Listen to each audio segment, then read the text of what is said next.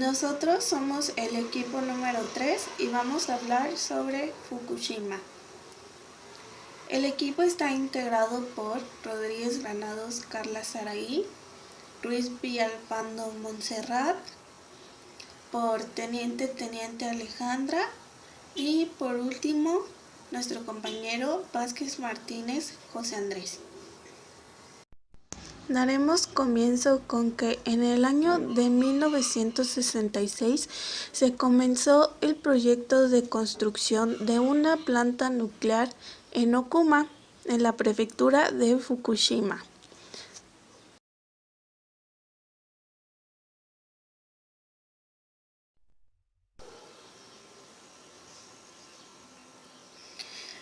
Lo que el gobierno buscaba al construir una planta nuclear en Okuma, en la prefectura de Fukushima, era generar energía eléctrica a base de energía nuclear. La energía nuclear consiste en una serie de reacciones nucleares que liberan calor, produciendo movimiento que genera trabajo mecánico, que al mismo tiempo el calor que es almacenado en el trabajo mecánico es transformado en energía eléctrica. Pero fue hasta el año de 1971 que dio inicio de actividad la planta nuclear. La planta contaba con 6 reactores de agua de ebullición. Sin embargo, en el año del 2011, Japón se vio terriblemente afectado por un terremoto y un tsunami. Como podemos ver en la imagen, esta fotografía fue tomada en Fukushima. Este fue el tsunami que arrasó con esta pequeña isla que contaba con la planta nuclear. El tsunami apagó 3 de los reactores que contaba la planta nuclear. Al apagarse estos 3 reactores, en específico el reactor 1, 2 y 3, causó inestabilidad en los demás reactores, generando el gran accidente nuclear de Fukushima. Como sabemos, los japoneses a lo largo de su historia han afrontado acontecimientos casi fulminantes, como lo son terremotos, tsunamis e inclusive bombas nucleares. Después de todos estos acontecimientos, los japoneses han sabido resurgir. Nos referimos a que los japoneses tienen una gran capacidad de resiliencia. Con resiliencia nos referimos a que los japoneses pueden adaptarse positivamente a una situación.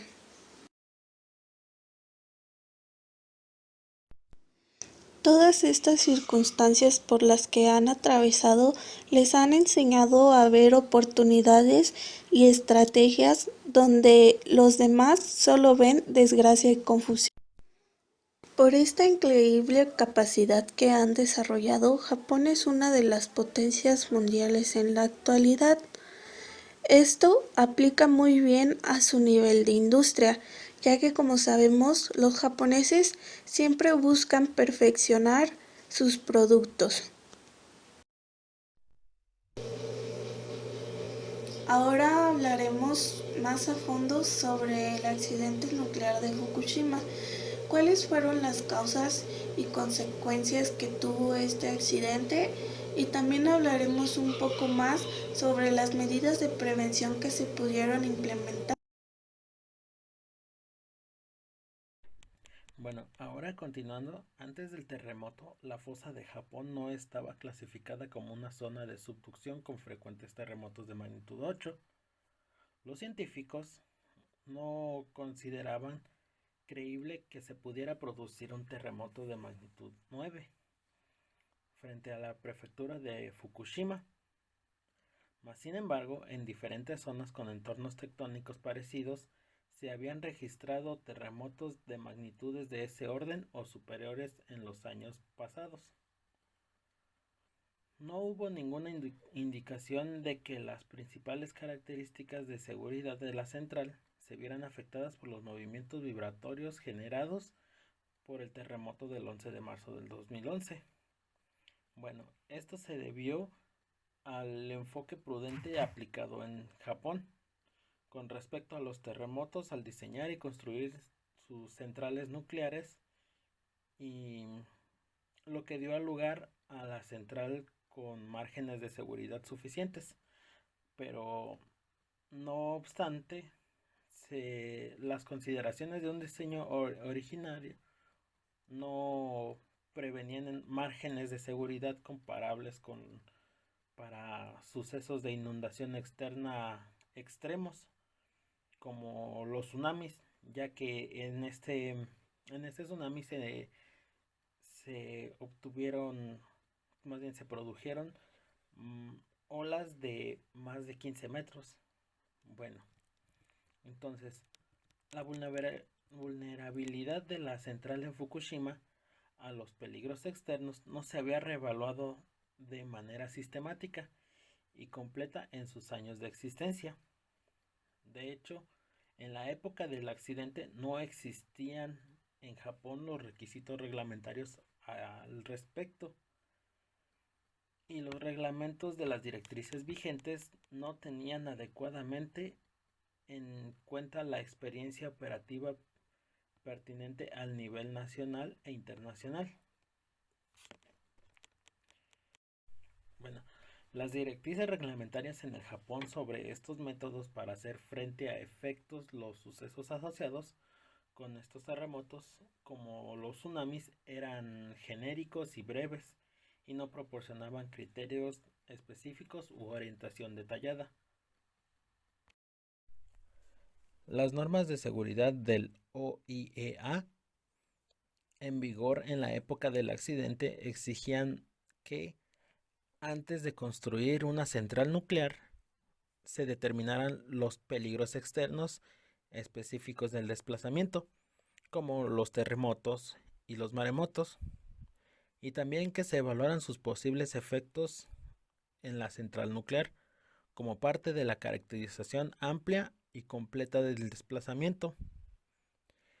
Aparte, se deben de establecer bases de diseño adecuadas para ofrecer márgenes de seguridad suficientes durante toda la vida útil de la central nuclear. Estos márgenes tienen que ser suficientemente grandes para dar cabida al elevado nivel de incertidumbre que entraña la evaluación de los sucesos externos. También deben reevaluarse periódicamente los peligros relacionados con el desplazamiento a fin de determinar si es necesario algún cambio como resultado de la obtención de nuevas informaciones y conocimientos durante la vida útil de la central.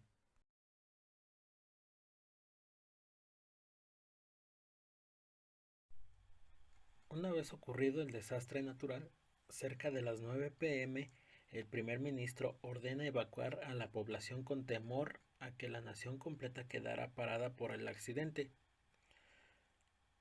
Después, cerca de las 9 de la mañana, los especialistas debían de entrar a la fábrica para poder cuantificar las pérdidas y para poder enfriar los reactores. Para ello utilizaron trajes especiales antirradiación como medida de seguridad, pero llegaba a un cierto punto en el que los niveles de radiación eran tan altos que no podían entrar a la zona donde debían de mover unas válvulas para poder empezar a enfriar los reactores. Bueno, aparte el desastre natural lo que dejó fue que las centrales no tenían electricidad, y para poder restablecer la electricidad tenían el cableado, pero tardaron muchas horas en descifrar cómo se operaban. Ya después de esto utilizaron baterías de autobuses y de automóviles. Esto con el fin de que pudieran ver y analizar la situación de los reactores. Cabe señalar que en uno de los reactores el medidor de agua solamente marcaba que estaba a 20 centímetros de altura del uranio, pero este debería de haber estado a 6 metros para que este no se calentara. Pero ya una vez que activaron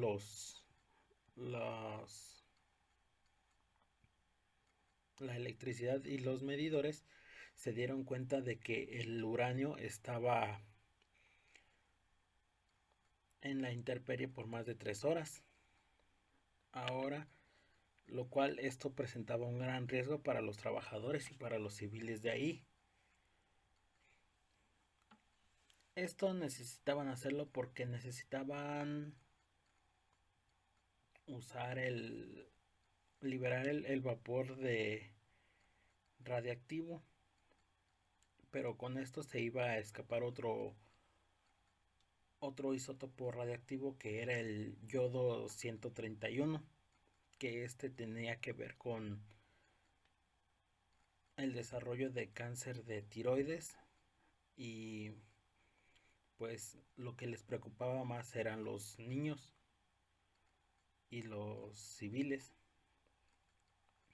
Estas fueron unas condiciones muy críticas de seguridad y de higiene, ya que las medidas no eran las adecuadas para que personal fuera al sitio donde estaba ocurriendo el accidente.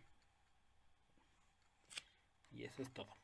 Buenas tardes, mi nombre es Montserrat Ruiz y yo les voy a presentar la toxicología, las vías de incorporación, la norma ISO 14000 y el control del ambiente, todo referente y en relación al incidente que se dio en Fukushima el 11 de marzo de 2011.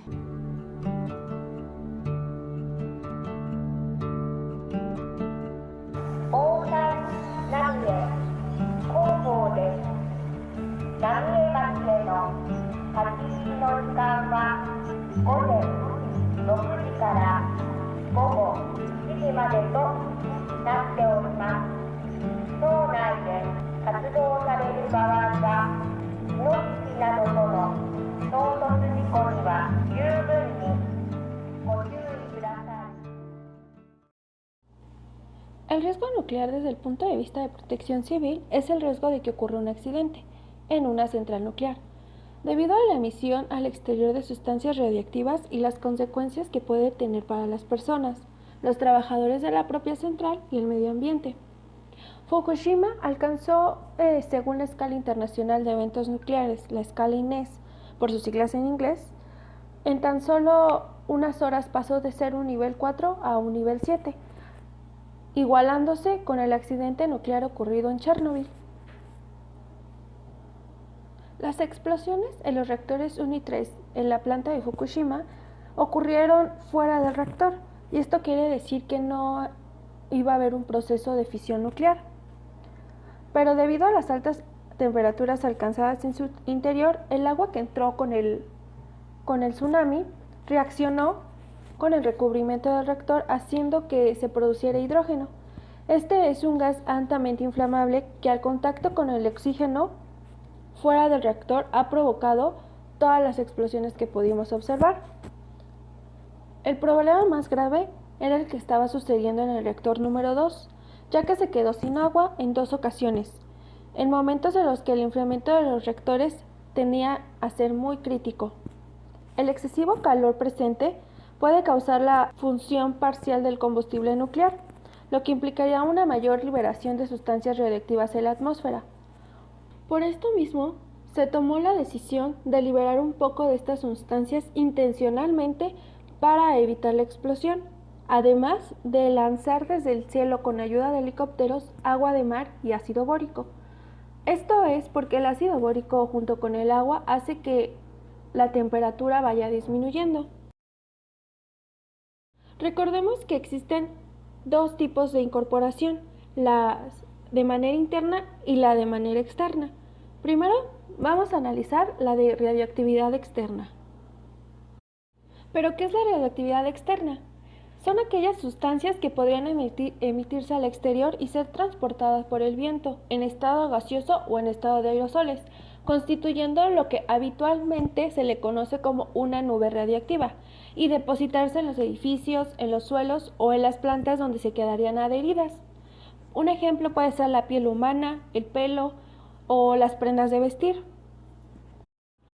Por eso que se tomara la decisión de usar ácido bórico por vía aspiratoria o incluso es absorbida por la piel o bebida en agua, puede causar vómitos, náuseas, incluso puede llegar a ocasionar un coma.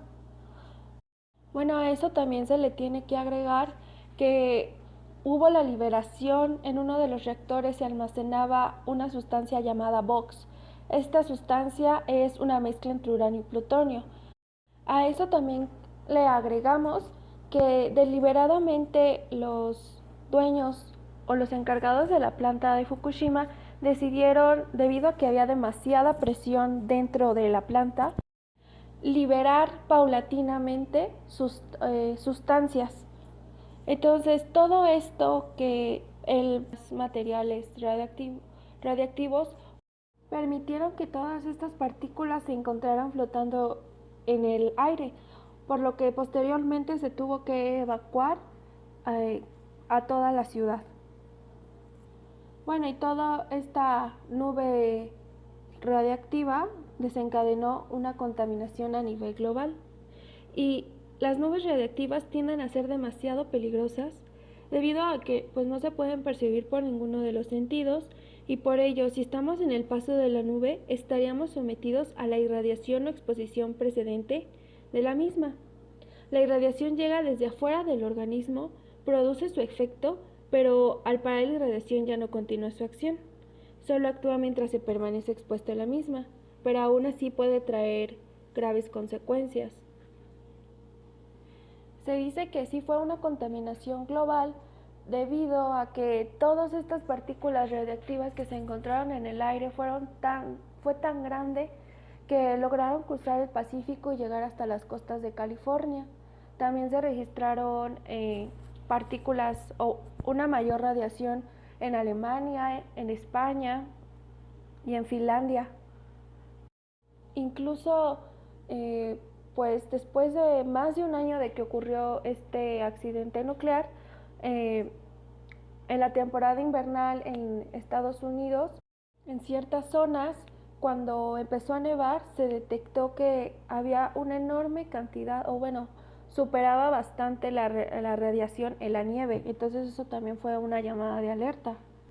Otro ejemplo de contaminación externa es que días después de que se registrara este desastre, en la ciudad de Tokio, en el agua se empezó a detectar yoduro radiactivo.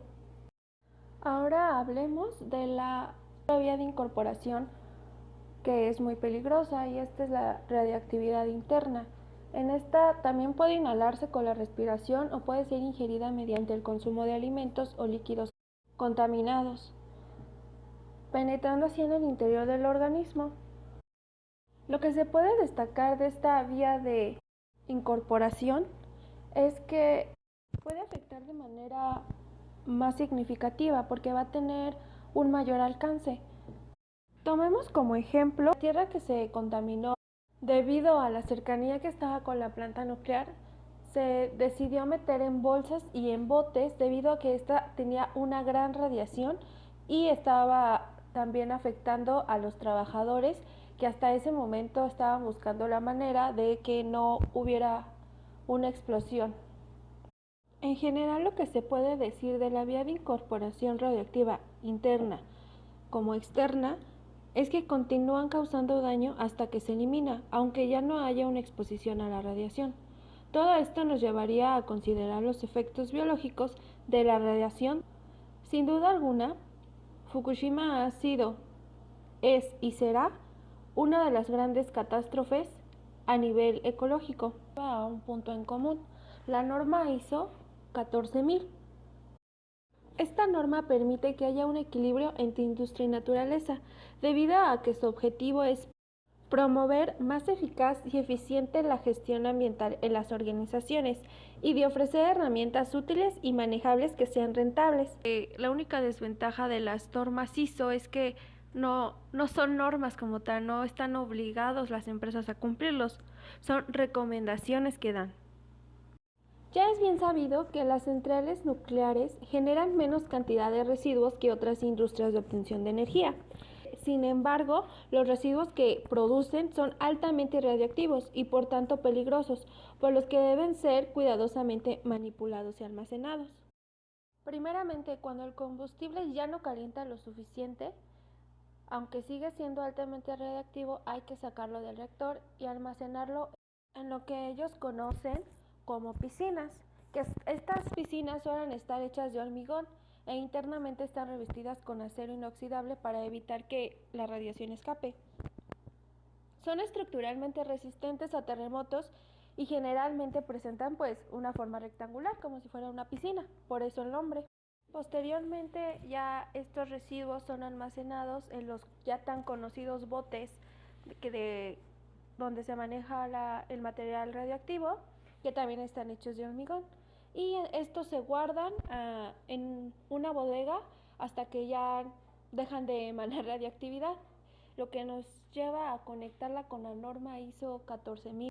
Es que no dio tiempo a que ese combustible lo pudieran poner en botes, porque el terremoto llegó de manera inesperada y llegó de una manera demasiado fuerte en la que en la que las estructuras no estaban preparados para resistir ese nivel de energía.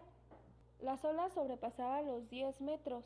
Entonces esta agua entró a la planta nuclear y llegó directa por todas esas rupturas, llegó a las piscinas y entrando en contacto con el combustible, lo que inmediatamente hizo que esta agua se volviera muy radioactiva. Sin embargo, hace tan solo unos meses se planteó la idea de que esta agua que ya mencioné que está estancada ahí, que es altamente radioactiva, quiere invertirla al mar. Y pues obviamente si la norma ISO busca mantener un equilibrio entre industria y naturaleza, pues aquí ciertamente se estaría incumpliendo. La Sociedad de Energía Atómica de Japón está estudiando el caso, pues se dijo que podría tomar 17 años descargar el agua tratada al mar, puesto que esto en teoría se debería de hacer después de que se haya diluido para reducir las sustancias radiactivas, a niveles que cumplan con los requisitos y normas de seguridad. Por eso es que se instó al gobierno japonés a considerar con cautela la liberación en el mar. Los funcionarios del gobierno han dicho que no tomarán una decisión hasta que hayan recibido un informe de un panel de expertos.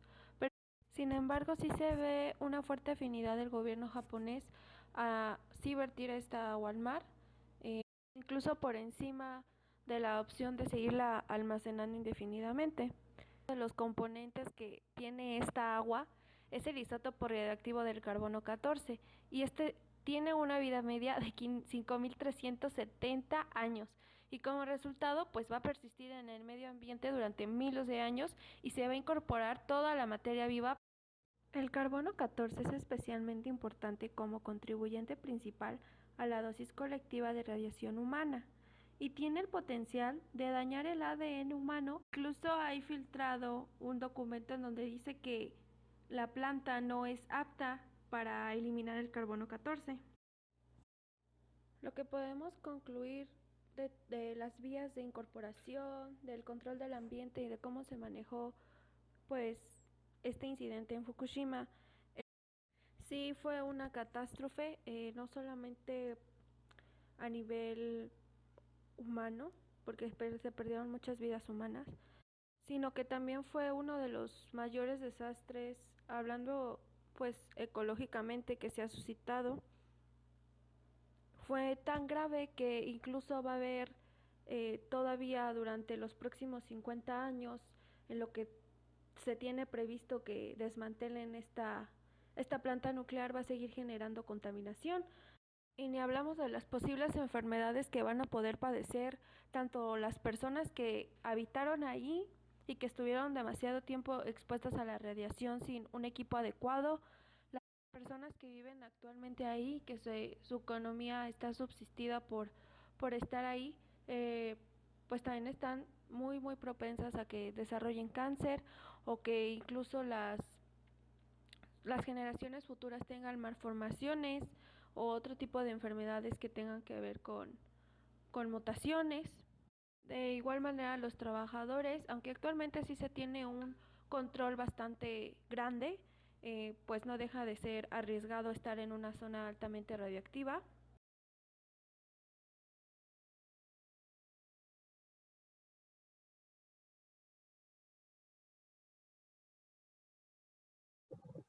No se deben olvidar las inmensas repercusiones del accidente de Fukushima Daiichi en los seres humanos.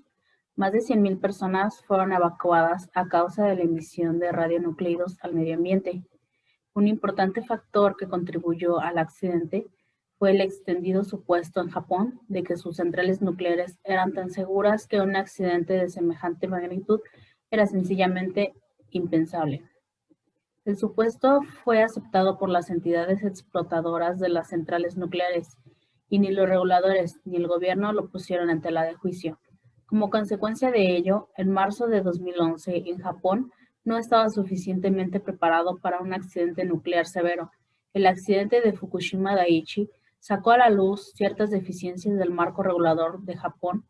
Las responsabilidades estaban divididas entre varios organismos y no estaba siempre claro en cuál de ellos residía la autoridad. También había algunas deficiencias en el diseño de la central, en las disposiciones de preparación y respuesta en situaciones de emergencia y en la planificación de la gestión de un accidente severo. Se daba por supuesto que nunca habría una pérdida total de suministro eléctrico en una central nuclear, más que durante un breve periodo. No se contempló la posibilidad de que varios reactores de una misma instalación sufriesen una crisis al mismo tiempo, y no se tuvo suficientemente en cuenta la posibilidad de que se produjese un accidente nuclear al mismo tiempo que un grave desastre natural. Desde el accidente en Japón ha reformado su sistema regulador para cumplir mejor las normas internacionales, ha otorgado a los reguladores responsabilidades más claras y con mayor autoridad. El nuevo marco regulador fue examinado por expertos internacionales por medio de una misión del Servicio Integrado de Examen de la Situación Reglamentaria del Organismo Internacional de Energía Atómica. También se han reforzado las disposiciones en materia de preparación y respuesta en situación de emergencia. Alcanzó un grado 9 en la escala de Richter en el epicentro, en el nordeste del país, y en Tokio su magnitud fue de 7,4. Y luego llegó el tsunami.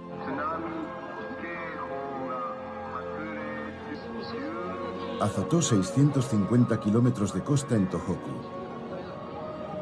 En algunos puntos, las olas llegan a medir más de 30 metros y se adentran hasta 6 o 7 kilómetros en tierra.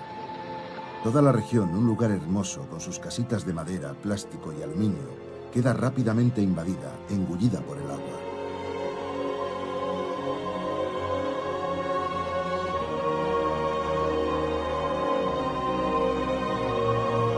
Para disminuir la presión hay que expulsar el gas radiactivo que se ha acumulado dentro de los reactores.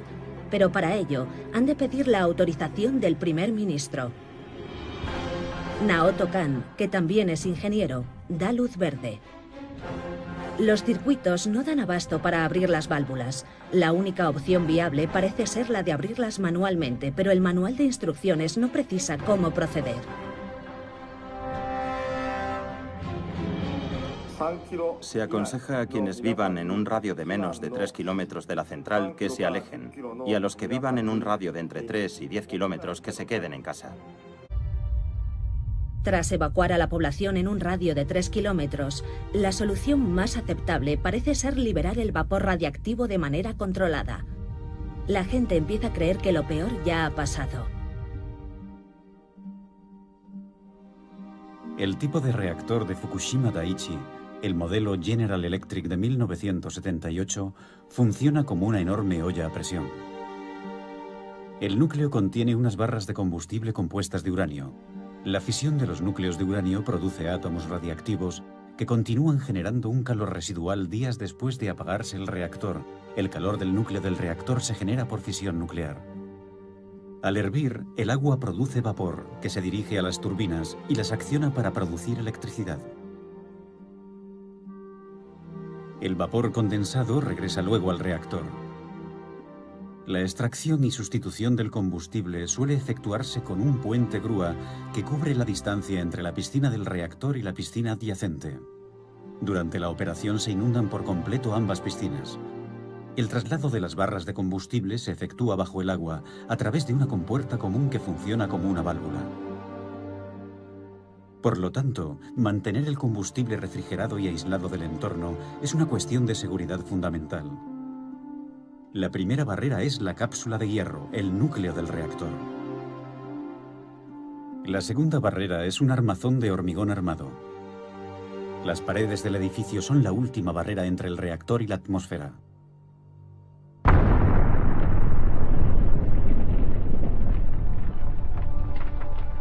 A las 3:46 de la tarde del 12 de marzo, las cámaras recogen una enorme explosión que destroza la cúpula del edificio del reactor número 1, hiriendo de gravedad a 4 trabajadores. Entre los operadores de la central de Fukushima Daiichi, el pánico se intensifica.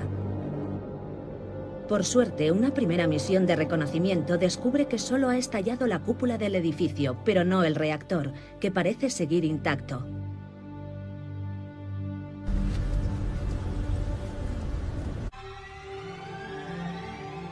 La presión en los reactores vuelve a aumentar. Hay que enfriarlos y estabilizarlos para evitar el peor escenario posible. A falta de agua dulce, el agua de mar parece la única solución posible. Pero puede dañar irreversiblemente todos los reactores. Masao Yoshida, el director de la central nuclear, es quien toma la difícil decisión, contraviniendo las órdenes expresas de TEPCO, que aboga por preservar los costosos reactores de los efectos corrosivos de la sal. He regresado a Akita. Y por primera vez, tengo miedo. ¿Hago bien en quedarme? Tengo a mi familia en Italia, 5 hijos. ¿Vale la pena correr el riesgo? Me fío del gobierno y especialmente del primer ministro. El problema es saber si el gobierno puede fiarse de TEPCO y de la industria nuclear. Naoto es una persona sencilla y honrada, que jamás permitiría que se contaminara a su pueblo.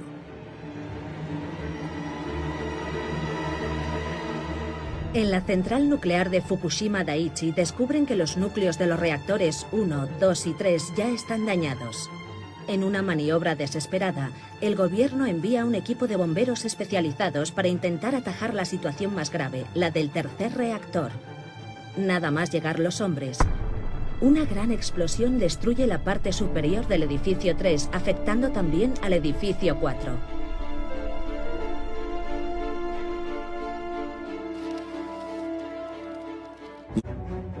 Cediendo a las presiones del gobierno, TEPCO toma una decisión. Unos 50 hombres permanecerán en las instalaciones para lidiar con la situación. Trabajan en condiciones extremas. Separados del resto del mundo, contaminados por la radiación, sin noticias de sus familiares afectados por el tsunami, luchan por enfriar los reactores y restablecer la corriente y los sistemas de seguridad. A menudo, por pura suerte. Que en Tokio u Osaka, donde el viento propagaría la nube radiactiva. Durante una maniobra de reconocimiento aéreo, unos drones americanos descubren que el agua de la piscina del reactor número 4 se está evaporando y las barras de combustible gastado, que acaban de ser extraídas y aún están calientes, podrían quedar expuestas al aire libre. Naoto Kan ordena al ejército que utilice helicópteros para coger agua directamente del mar. Hay que mantener a toda costa un nivel elevado de agua en las piscinas. Contrariamente al reactor, no hay una estructura capaz de contener la fisión. Los helicópteros que sobrevuelan el reactor número 4 están expuestos a una dosis excesiva de radiación y además los fuertes vientos no permiten a los pilotos efectuar las maniobras necesarias. La única alternativa es usar cañones de agua a presión, apuntándolos directamente a la piscina, una maniobra calificada por muchos de desesperada. Hemos decidido evacuar a todos los habitantes en un radio de 20 kilómetros de la central de Fukushima Daiichi.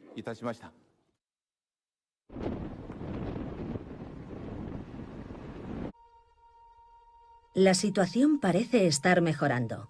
El nivel de agua en la piscina del reactor número 4 aumenta de repente y el nivel de radiación comienza a descender. Los reactores siguen estando inaccesibles, pero los trabajadores pueden regresar a las salas de control sin correr demasiado peligro.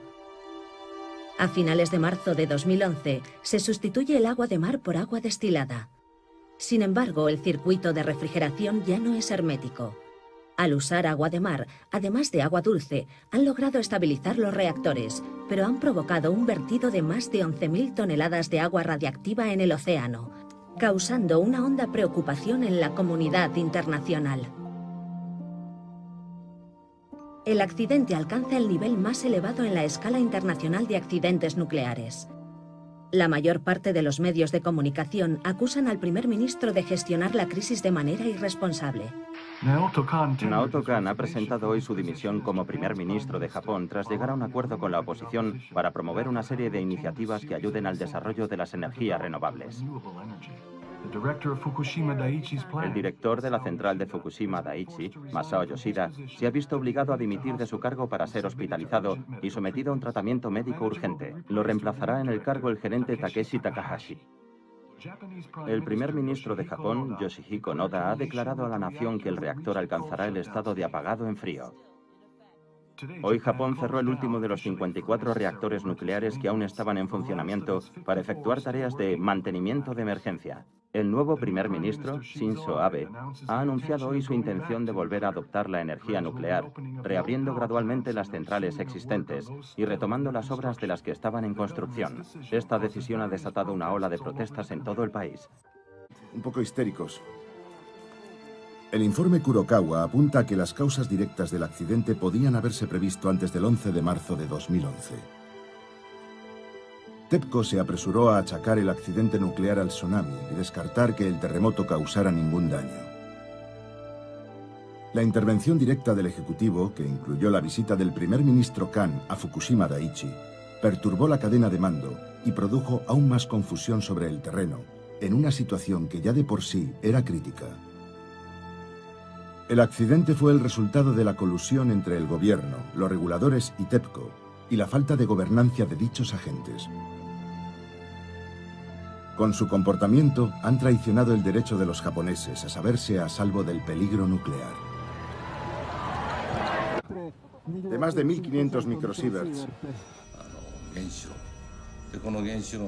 Justo antes del accidente, se estaba llevando a cabo una tarea de mantenimiento rutinaria en el reactor 4, que consistía en reemplazar el combustible gastado. Para llevar a cabo esa tarea, había que inundar la cámara situada encima del reactor, para que el nivel de agua fuese el mismo que el de la piscina con combustible nuevo. Cuando el sistema de refrigeración dejó de funcionar, en la cámara situada encima del reactor 4 solo había agua, mientras que debajo, en la piscina, estaban todas las barras de combustible incandescentes, que hicieron que se evaporara toda el agua de la piscina. Si el combustible hubiera quedado al descubierto, se habría producido otra fusión, pero esta vez al aire libre. De haber ocurrido eso, las consecuencias habrían sido devastadoras. La ciudad de Tokio habría quedado completamente destruida.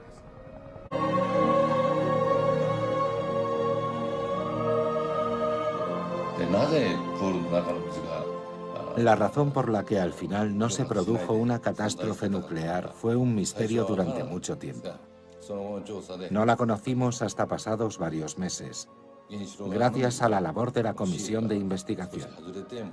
Debido al aumento de la presión dentro de la piscina del reactor, se rompió la válvula de la compuerta que separaba la piscina del reactor de la piscina de combustible gastado, provocando que el agua se vertiese en la piscina de combustible gastado adyacente.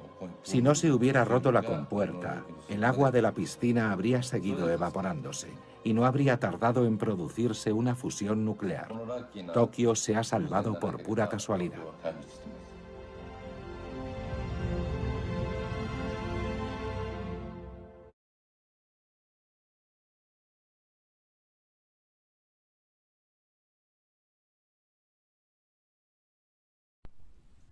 Los análisis de seguridad no determinaron la vulnerabilidad de la central a las inundaciones, ni los puntos débiles de los procedimientos operativos y las directrices para la gestión de accidentes. Los operadores no estaban plenamente preparados para la pérdida del suministro eléctrico en múltiples unidades y la pérdida de la refrigeración causada por el tsunami.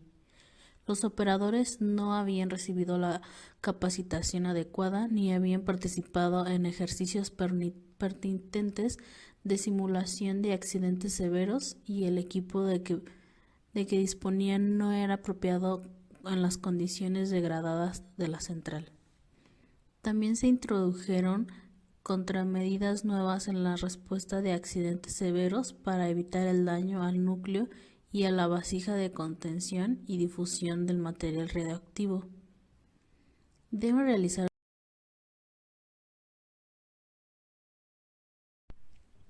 realizarse análisis de seguridad probabilísticas y determinísticas completos para confirmar la capacidad de una planta de soportar los accidentes fuera de la base de diseño que correspondan y para establecer un alto grado de confianza en la robustez del diseño de la central.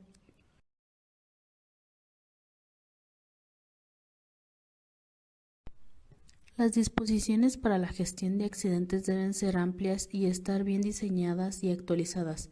Deben derivarse a partir de un conjunto complejo de sucesos iniciadores y condiciones de la central, y también deben prever accidentes que afecten a varias unidades de una central con múltiples reactores. La capacitación, los ejercicios y los simulacros deben incluir las condiciones postuladas para un accidente severo a fin de asegurarse de que los operadores estén preparados lo mejor posible. Ello debe comprender el uso simulado del equipo real que se desplegaría en la gestión de un accidente severo.